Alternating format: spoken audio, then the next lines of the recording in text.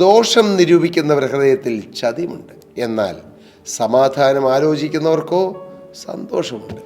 നാം മറ്റുള്ളവരെക്കുറിച്ച് ദോഷം നിരൂപിച്ചുകൊണ്ടിരുന്നാൽ നമ്മുടെ ജീവിതത്തിൽ സന്തോഷമുണ്ടാകുകയില്ല, ഉള്ള സന്തോഷം കൂടി നഷ്ടപ്പെട്ടു പോകും. ഇതൊരു സത്യമാണ്. ദോഷം നിരൂപിച്ചുകൊണ്ടിരിക്കരുത്.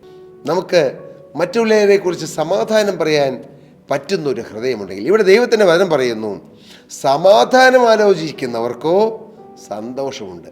ഇന്ന് സ്ഥാപനങ്ങളിൽ, കുടുംബങ്ങളിൽ, ഏറ്റവും അടുത്ത ബന്ധക്കാരുടെ ഇടയിൽ, എന്തിന് ക്രിസ്തീയ സഭകളിൽ പോലും മറ്റുള്ളവരുടെ കുറ്റം കണ്ടുപിടിക്കുന്നു, മറ്റുള്ളവരുമായി സമാധാനത്തിന് തയ്യാറല്ല.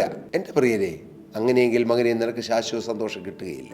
സമാധാനം ഉണ്ടാക്കുന്നവർ ഭാഗ്യവാന്മാർ, അവർ ദൈവത്തിൻ്റെ പുത്രന്മാരെന്ന് വിളിക്കപ്പെടുമെന്ന് ദൈവത്തിൻ്റെ വചനം പറയുന്നു. അങ്ങനെ മറ്റുള്ളവർക്കും സമൂഹത്തിലും കുടുംബത്തിലും സമാധാനം ഉണ്ടാക്കണം. ഞാൻ മൂലം ആർക്കും ഒരു അസമാധാനം വരരുത്, ഞാൻ മൂലം ആർക്കും ഒരു അസന്തുഷ്ടി വരരുത്. അങ്ങനെയാണ് നമ്മുടെ ചിന്തയെങ്കിൽ ദൈവം നമുക്ക് സന്തോഷം തരും.